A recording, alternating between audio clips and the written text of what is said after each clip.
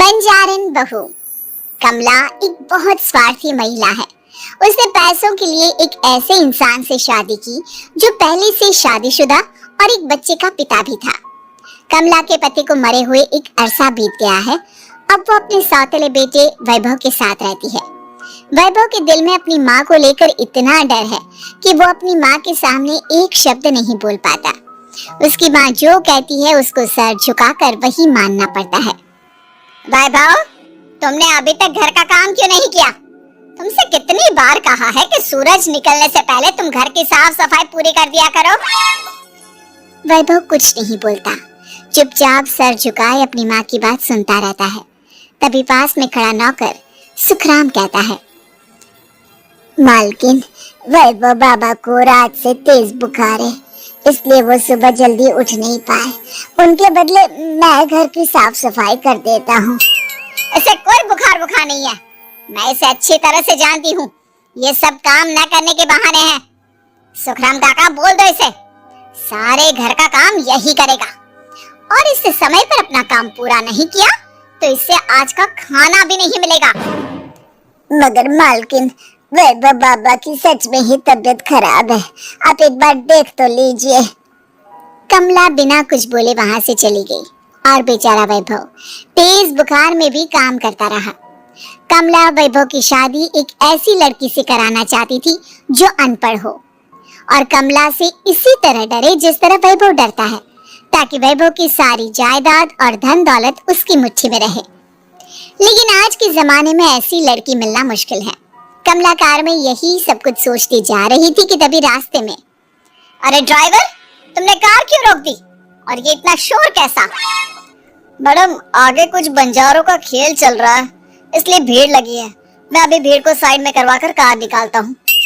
Driver भीड़ को side करके कार निकालने की कोशिश करने लगा कि तभी कमला की नजर रस्सी पर चल रही एक फुलवा नाम की बंजारन पर पड़ी। क्यों ना मैं इस बंजारन की शादी वैभव से करा दूं? ये तो अनपढ़ लग रही है, मेरे पैरों तले दबकर भी रहेगी। मुझे अभी इसके माँ बाप से बात करनी होगी। ये सोचकर कमला ने उन बंजारों से बात की और उन्हें शाम को अपने घर बुलाया। फुलवा के माता पिता वहां उसे लेकर आ गए। उन्होंने इतना आलीशान घर पहले कभी नहीं देखा था। अच्छा हुआ आप लोग आ गए। देखिए, मुझे घुमा फिरा कर बात करने की आदत नहीं है, इसलिए सीधे सीधे मुद्दे पर आती हूँ। मुझे आपकी बेटी बहुत पसंद है। मैं अपने इकलौते बेटे की शादी आपकी बेटी फुलवा से कराना चाहती हूँ। इसके बदले में आप जो चाहो वो ले सकती है। तभी फुलवा की माँ कहती है, ये क्या कह रही है मैम साहब? कहीं आप हमारी गरीबी का मजाक तो नहीं उड़ा रही ना? आप मेरे बेटे से मिल लो। अगर आपको मेरा बेटा पसंद आता है तो मैं कल से ही शादी की तैयारी शुरू कर दूंगी। सुखराम, सुखराम, वैभव को लेकर आओ। फुलवा अपनी माँ के कान में फुसफुसाती है, माँ, कहीं इस मेम साहब का छोरा पागल तो ना है? फुलवा अपनी माँ से बात कर रही होती है कि वैभव वहां आता है। फुलवा उसे देखती ही रह जाती है और उसके माता पिता उसकी शादी तय कर देते हैं। शादी वाले दिन किसी को फुलवा और वैभव की बेमेल विवाह की बात समझ में नहीं आती। फिर भी एक औरत कमला से पूछ ही लेती है, कमला जी, आपने अपने इकलौते बेटे की शादी देहाती गवार से क्यों करा दी? ये बंजारन आपके घर की बहू बनने लायक तो नहीं है। कम से कम अपने स्टेटस का ही ख्याल कर लिया होता। बहू तो अपने टक्कर की लाती। आपने तो बंजारन को ही बहू बना लिया।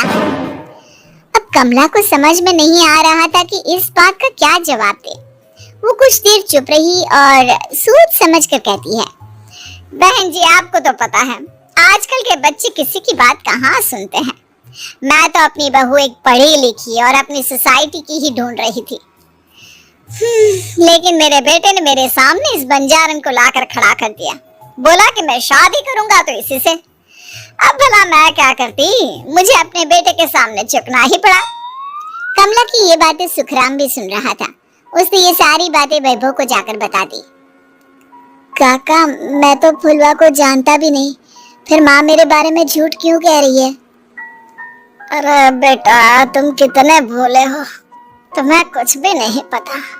तुम्हारे पिता अपनी सारी संपत्ति तुम्हारे नाम करके गए हैं। तुम्हारी माँ नहीं चाहती कि ये संपत्ति तुम्हें मिले, इसलिए उन्होंने तुम्हारी अनपढ़ लड़की से शादी करवाई ताकि तुम्हारी तरह वो भी अपने हक के लिए आवाज ना उठा सके। सुखराम काका, मैं क्या करूं, आप ही बताओ। माँ के सामने आते ही मेरे हाथ पैर कांपने लगते हैं। मैं माँ को कुछ भी नहीं कह पाता। वे दोनों बात कर ही रहे थे कि अचानक कमला वहां आ गई। कमला को देखकर दोनों घबरा गए। तुम दोनों फिर कभी बातें कर लेना, अभी फेरों का समय हो गया है, चलो जल्दी आओ। इस तरह फुलवा और वैभव की शादी हो गई। अगले दिन कमला ने फुलवा को बुलाया और उसे नसीहत देने लगी। देख बंजारन, तुझे मैंने अपनी बहू बना तो लिया है, लेकिन तुझे इस घर में आँख कान मुंह बंद करके रहना होगा। घर का काम कर और अपने पति से मतलब रख, समझी? कमला का ऐसा रवैया फुलवा को बिल्कुल समझ में नहीं आया। उसने वैभव से इस बारे में बात की। सुनिए ना, माँ जी ने जिस तरह मुझसे बात की मुझे अच्छा नहीं लगा। शादी से पहले तो वो मुझसे बहुत अच्छे से बात कर रही थी, लेकिन शादी के बाद उन्हें क्या हो गया? तुम ज्यादा मत सोचो, जैसा माँ कहती है वैसा ही करो। ये कहकर वैभव वहाँ से चला गया। अगले दिन वैभव को घर के नौकरों की तरह काम करता देख फुलवा को बहुत हैरानी हुई। फुलवा ने इस बारे में सुखराम काका से बात की तो सुखराम काका ने फुलवा को सारी बात बता दी।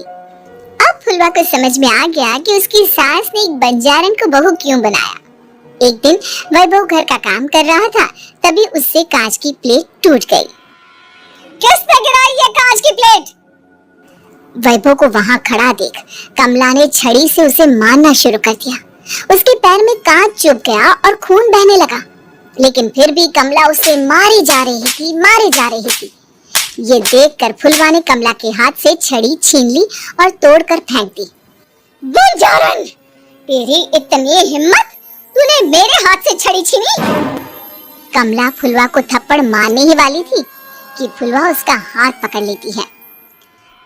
ससुमा, मैंने माम की गुड़िया ना समझ लियो। बंजारन, ईंट का जवाब पत्थर से देना जानती हूँ। आज के बाद मेरे या वैभव जी के ऊपर हाथ उठाने की सोचो भी ना, समझी ससुमा? ये कहकर फुलवा वैभव को लेकर वहाँ से चली गई। उसने वैभव के पैर पर पट्टी बांधी, उसके आंसू पोंछे। वैभव ने पहली बार किसी के दिल में अपने लिए इतना प्यार महसूस किया। अब फुलवा वैभव का हर काम में हाथ बटाती, उसका बहुत ख्याल रखती। इस तरह दोनों बहुत ज्यादा नजदीक आ गए। वहीं दूसरी ओर कमला सारी जायदाद अपने नाम करने की साजिश करने लगी। और एक दिन, वैभव, जल्दी बाहर आओ। कमला की आवाज सुनकर वैभव और फुलवा अपने कमरे से बाहर आ गए। जी माँ, आपने बुलाया? ये ले, इन कागजों पर साइन कर दे। वैभव कागजों पर साइन करने ही वाला था कि फुलवा वैभव के हाथ से पेन छीनकर कहती है, ना वैभव जी, आप इस पर हस्ताक्षर नहीं करेंगे।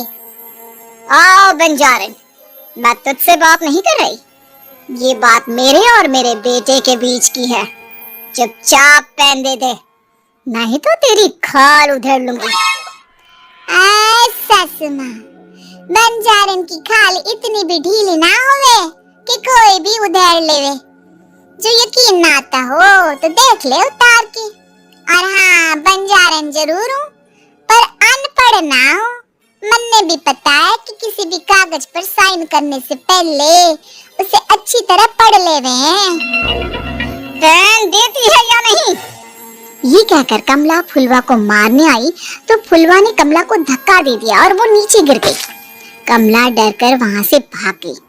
अब फुलवा ने वो कागज उठाए और वैभव के साथ सीधा वकील के पास चले गई। वकील ने वो कागज देखे और फुलवा को बताया, वैभव के पिता की सारी जायदाद और संपत्ति वैभव के नाम है, लेकिन वैभव की सौतेली माँ इस संपत्ति को अपने नाम कराना चाहती है, इसलिए इन कागजों पर वो साइन करा रही थी। तो अब हमें क्या करना चाहिए वकील साहब? वकील ने फुलवा और वैभव को सब कुछ अच्छी तरह से समझा दिया। अब दोनों घर पर पुलिस को लेकर पहुंचे। कमला पुलिस को देखकर घबरा गई। पुलिस ने कहा, आपके नाम की कंप्लेंट हुई है, आपको हमारे साथ थाने चलना होगा। कंप्लेंट? कैसे कंप्लेंट?